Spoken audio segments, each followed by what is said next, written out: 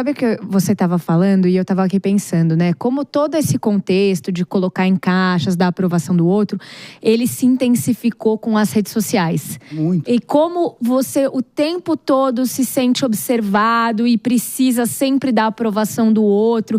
Então eu imagino que esse contexto todo, de alguma forma, tenha feito com que, por exemplo, o uso de anabolizantes e de outros... A gente vê as mulheres, por exemplo, a quantidade de procedimentos estéticos. A gente brinca que as mulheres elas estão ficando todas iguais, porque elas têm a mesma boca, elas têm a mesma falta de bochecha.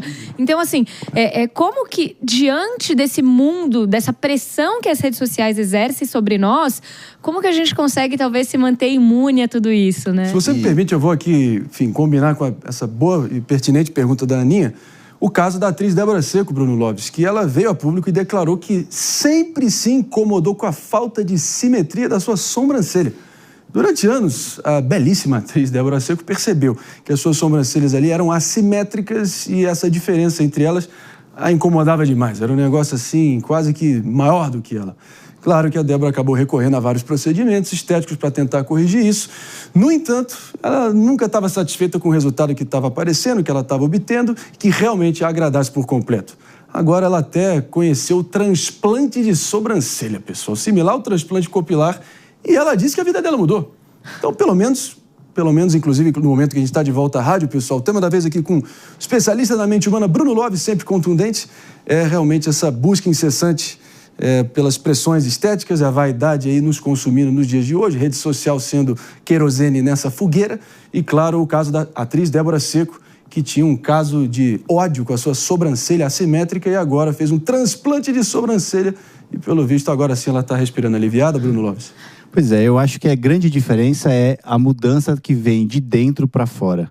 Quando você tem o seu amor próprio, quando você realmente tem a sua identidade, qualquer tipo de mudança estética que você quer fazer, que você quer se propor, se ela vem de dentro para fora, é para buscar uma melhoria com você. Não é errado você sentir vaidade. A vaidade não pode ser o centro da atenção do seu ser.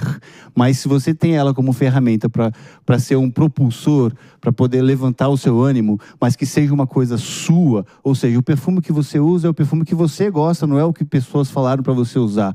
A roupa que você usa, que você se identifica, que te dá bem-estar, não é o que as pessoas tentam te colocar como padrão.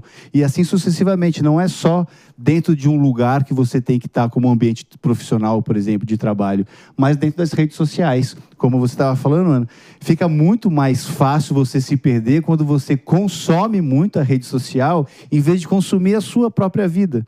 Em vez de você olhar para dentro de si e perceber quais são as coisas que você tem que fazer, a sua família, dar tempo de qualidade para o seu filho, para a sua esposa, para o seu cônjuge, o que seja, você está perdendo o seu tempo analisando e vivendo a vida do outro. Isso é muito comum e não é só da rede social agora, sempre foi. Padrão estético vem desde sempre, vem desde quando a novela ainda era o carro-chefe da sociedade e as pessoas tinham que manter aquilo, ou quando era a época dos manequins, das modelos, que todo mundo tinha que ser magérrimas e tudo mais. Então sempre tem alguém levantando uma bandeira para que todo mundo seja igual, ou seja, o mesmo pacotinho azul, com a mesma grama e tudo mais. Quem não se sente pertencente a isso, se tiver o olhar para dentro, o olhar do amor próprio, consegue se sobressair e chamar a atenção porque vive a própria liberdade.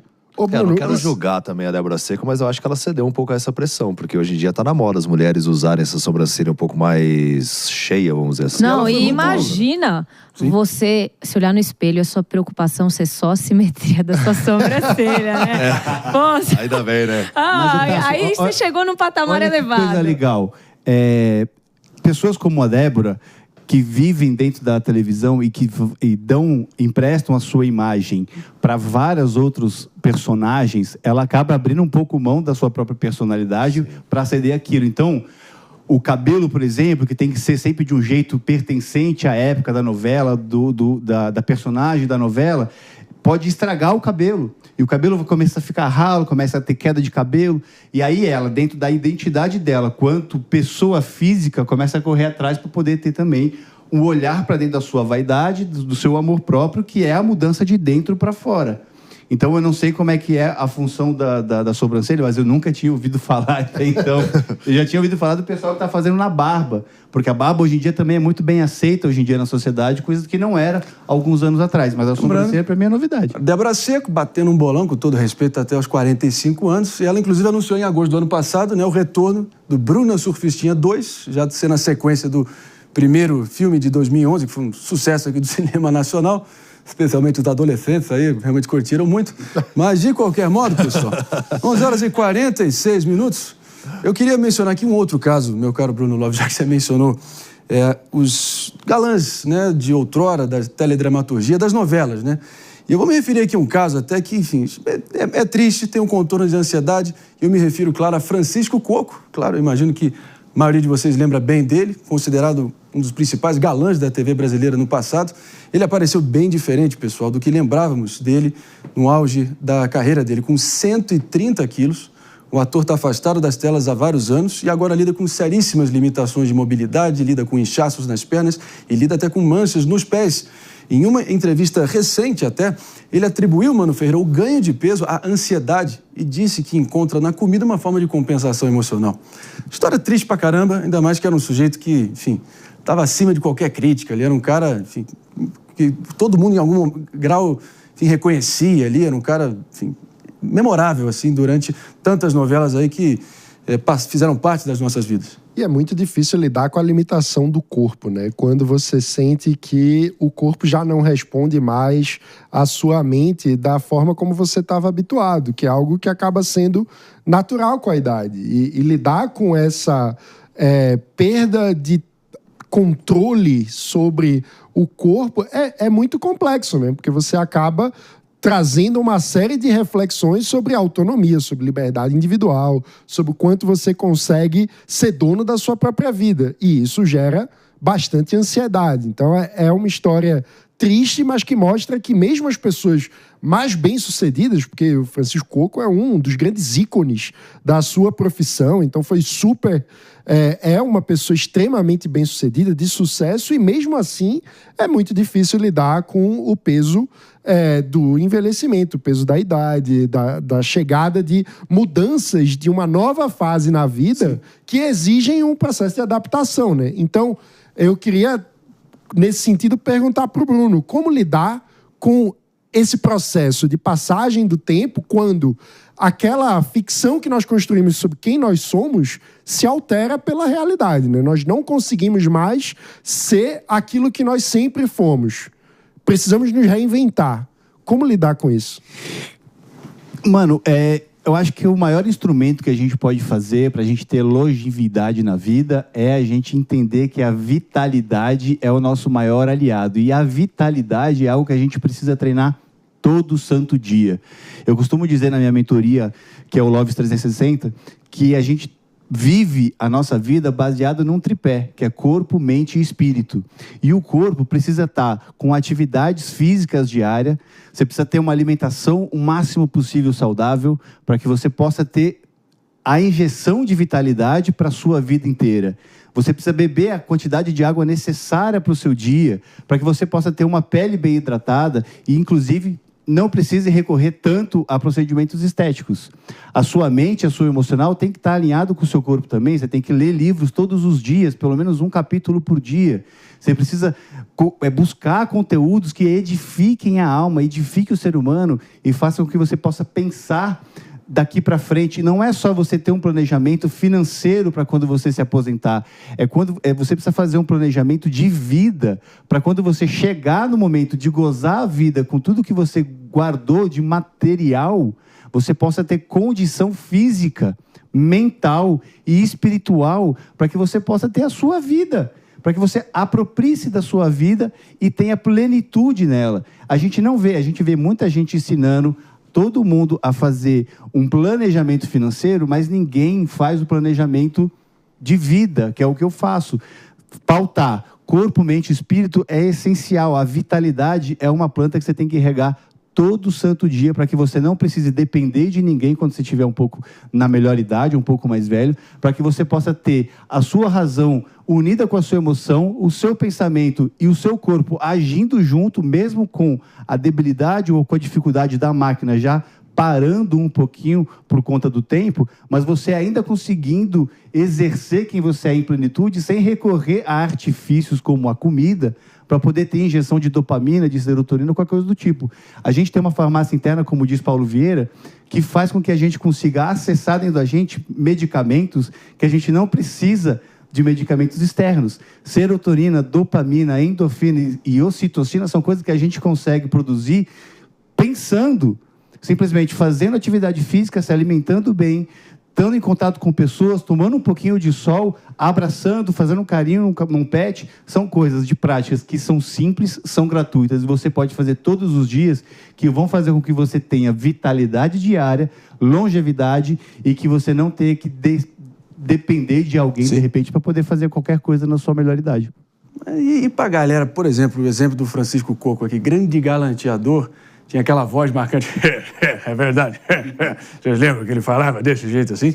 Muito, enfim, icônico, mas ele já está no momento ali de meio que entregou os pontos, no sentido de que essa tua mensagem deveria ser para aqueles que ainda têm alguma margem de manobra para evitar chegar 50, 60 para chegar aos 70 ali, em condições de ainda estarem sexualmente ativos, viris e tal. Mas e para a galera que já chegou ali a uma idade ou está numa situação quase imóvel, ou pelo menos imobilizados pelo destino e já não tem... Enfim, já meio que estão resignados. Aceitaram que é isso, é daqui, estou na quadra final e vamos em frente. Então, mas aí, se você entregou os pontos, não tem mais o que fazer. Mas será que não tem? O importante é não entregar os pontos, é você parar na sua vida e se propor novos desafios. E aí independe se você tem 60, se você tem 96, se você tem 16 anos. Você pode ainda trazer a melhor versão de você. Você consegue sempre se desafiar todos os dias. E o desafio não precisa ser uma coisa homérica, como algumas pessoas fazem, eu mesmo já fiz. Mas você pode simplesmente, numa melhor idade, com 90 anos, 80 anos, fazer uma prática que possa ser simples, mas que você consiga fazer. Toda vitória que você consegue tem que ser enaltecida. A vitória, da mais simples que tem, como o despertador tocar e você levantar no primeiro toque, é uma vitória, é a primeira vitória do seu dia. Você tem que, sim, valorizar e enaltecer para que você possa estar munido de pequenas vitórias para vencer a guerra do final do dia. Eu não sou muito assim, né? Você acorda, que nem eu, tô acordando 4h40 da manhã. Nossa, obrigado porque eu acordei. Não consigo ser assim. Eu acordo às 4. Quando você entra nessa vertente assim, de você ficar reclamando, você tá estressado, tudo parece que realmente o seu dia não rende, sabe? Aí você entra nesse ambiente de reclamação, aí tudo te estressa. O copo d'água que tá aqui na mesinha fala, pô, podia estar de outro jeito. Qualquer coisinha vai te estressando, né? O ciclo é sempre esse. Comportamento gera pensamento, gera sentimento, gera memória, gera crença. Quando chega na crença, o seu cérebro entendeu que aquilo é de fato uma realidade, mesmo que não seja. Então, se você acordar e agradecer por estar vivo, por estar respirando, em vez de reclamar que são 4 horas da manhã, é o que eu faço. 4 horas o telefone toca e eu faço cansado, mas eu agradeço a Deus e falo assim, obrigado pela oportunidade de estar vivo e poder fazer tudo aquilo que eu quero fazer, que eu preciso fazer no meu dia. Isso já é uma vitória. Você já enalteceu e já agradeceu. O próximo passo é levantar e fazer a sua higiene, tomar seu banho. Agradece de novo. Venci mais uma coisa. E a positividade é tóxica demais, Bruno. Não, mas é que eu acho que... Mas aí entra a força do hábito, meu amigo. A primeira vez, a segunda, a terceira, pode até parecer uma tortura, mas não, você vai fazendo, e aí vai entrando no piloto automático e você só tem a se beneficiar com isso, não é isso? Aninha? Não, é que eu acho que tem uma questão sobre o caso do Francisco Coco, que é a seguinte, né? Por exemplo, o David está aqui brincando conosco, mas o David, ele acorda às 4h40 porque ele tem um propósito, porque ele tem ali uma expectativa de um médio, longo prazo, um compromisso, exato. Vai lá, bota água na cara, água com gelo, banana, peeling de banana. Com 91 anos, eu acho que também tem um fator que a gente não pode desmerecer, que é o medo, que é o receio, que é a incerteza. Porque, 91 anos, quantas pessoas nem chegam a 91 anos, né? Bela idade. O Francisco Coco, inclusive, nessa história de positividade tóxica, deveria estar agradecendo que ele consegue se comunicar, que ele consegue falar numa rede social, gravar um vídeo. Mas eu acho que tem esse fator que talvez influencie em todo esse aspecto de ter uma rotina positiva, de você sempre agradecer. Porque, pelo menos eu imagino que seja assim. Olha, eu sou mãe, eu tenho muito medo pelos meus filhos, sabe? Às vezes é um medo que trava a gente. De, poxa, então vou lá fazer um exercício físico. Mas, pô, se eu cair, machucar, quebrar uma perna, talvez eu tenha que operar e morra. Sabe? Mas, Aninha, assim? olha a diferença. Bruno Lopes, eu vou precisar te interromper brevemente, só para me despedir, pelo andar da hora aqui, para todo mundo nos ouvindo pela Rede Jovem Pan de Rádio. Obrigado demais pela audiência. Valeu, até amanhã. Seguimos em frente aqui, para a reta final do Morning Show de hoje. Segue a todo vapor aqui, papo interessante, cabeça com Bruno Lopes, considerações finais. Pensando nesse negócio que a Aninha falou das mães, por exemplo, do medo, uma coisa que eu falo sempre na mentoria que é muito legal é o seguinte: você morreria pelo seu filho? Você daria a sua vida pelo seu filho? Sim. Pois é, mas você viveria pelo seu filho? Foi pra você. Mas pode ser. Tudo bem. Você viveria pelo seu filho? Sim. Então, se você quer viver pelo seu filho, você precisa mudar agora as suas práticas de vida. Você precisa ter uma vida saudável, você precisa começar a fazer atividade física, porque você não sabe o que vai acontecer na sua vida, porque você está mais suscetível a ficar doente, ficar mais suscetível a não ter nenhum tipo de condição de repente, estar na formatura da faculdade dele com ele do lado. Se você quer viver pelo seu filho, você precisa mostrar para ele e dar o primeiro exemplo de que hábitos saudáveis vão trazer longevidade. Hábitos saudáveis no físico e no mental, com o emocional, você vai conseguir chegar nos seus 96 anos, mesmo com uma certa limitação do seu físico, mas sabendo que você consegue ajudar tantas outras pessoas daquilo que você tem de melhor. Por exemplo, como o Francisco poderia estar ajudando muitas pessoas, passando toda a sabedoria que ele tem ao longo de mais de 90 anos que ele tem, de televisão, de coisas que ele já viveu, de leituras que ele já teve, passando numa rotina simples, que poderia ser alguém ajudar ele a entrar numa live todo dia no mesmo horário. E isso vai trazer com que ele tenha um propósito de vida e uma fortaleza para ele poder encarar os próximos dias. E ele, mais do que nunca, poderia agradecer todos os dias na hora que acordar por mais um dia de vida. Vamos aplaudir essa última fala, por favor, porque, pelo amor de Deus, é isso. Como é importante essa lógica, né? As pessoas falam, para tudo que você venera, fanatiza e se dedica, eu mato e morro por isso. Acho que é muito mais corajoso e valoroso você se propor a viver e se dedicar a isso e defender isso do que matar ou morrer ou se prejudicar em nome de uma dedicação suicida, né? Até porque se você tem que viver, você tem que fazer coisas que você não gosta de fazer. Exatamente. Porque morrer, você simplesmente morreu e tudo bem. É mais fácil morrer do que viver, né? É aí que mora o verdadeiro sacrifício.